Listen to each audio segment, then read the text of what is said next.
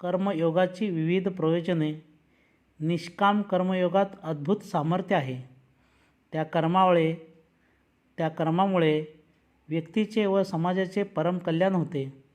स्वधर्माचरण करणाऱ्या कर्मयोगाची शरीरयात्रा तर चालतेच, परंतु नेहमी उद्योगात असल्यामुळे शरीर निरोगी व स्वच्छ राहते आणि त्या कर्मामुळे ज्या समाजात तो राहतो त्या समाजाचाही योगक्षम नीट चालतो.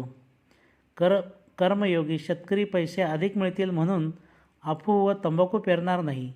स्वतःचे ते कर्म तो समाजाच्या मंगलाशी जोडीत असतो.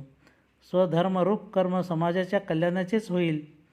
माझे व्यापाराचे कर्म जनतेच्या हितासाठी आहे असे मानणारा व्यापारी परदेशी कापड विकणार नाही. त्याचा व्यापार समाजोपकारक होईल.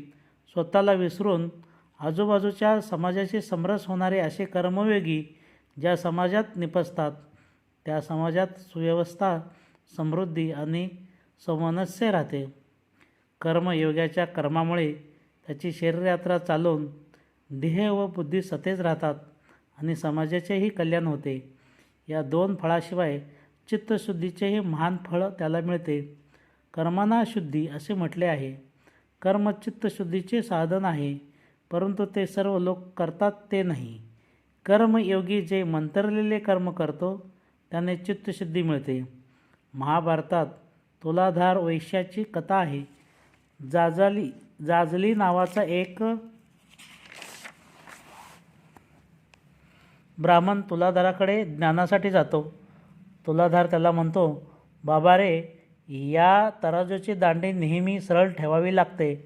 ते बाह्यकर्म करताना तुलाधाराचे मनही सरळ झाले. लहान मूल दुकानात येवो की मोठा माणूस येवो, दांडीचे एकच रूप, खाली वर काही नाही. उद्योगाचा मनावर परिणाम होतो. कर्मयोगाचे कर्म म्हणजे एक प्रकारचा जपच तो. त्यातून त्याला चित्तशुद्धी मिळते आणि मग निर्मळ चित्तात ज्ञानाचे प्रतिबिंब उमटते. त्या कर्मातून ते कर्मयोगी शेवटी ज्ञान मिळवतात. तराजूच्या दांडीतून तुलाधाराला समवृत्ती मिळाली. सेना न्हावी, डोई करी. दुसऱ्याच्या डोक्यातील मळ काढता काढता सेना न्हाव्याला ज्ञान झाले. मी दुसऱ्याच्या डोक्यातील मळ काढतो आहे, परंतु माझ्या डोक्यातला, माझ्या बुद्धीतला मळ काढला आहे का? अशी आध्यात्मिक भाषा त्याला त्या कर्मातून स्फुरू लागली. शेतातील माजलेले तण उपटता उपटता हृदयातील वासनाविकारांचे तण उपटण्याची कर्मयोग्याला बुद्धी होते. माती तुडवून समाजाला पक्के मडके देणारा गोरा कुंभार आपल्या जीवनाचेही पक्के मडके केले पाहिजे अशी खूणगाठ मनात बांधतो.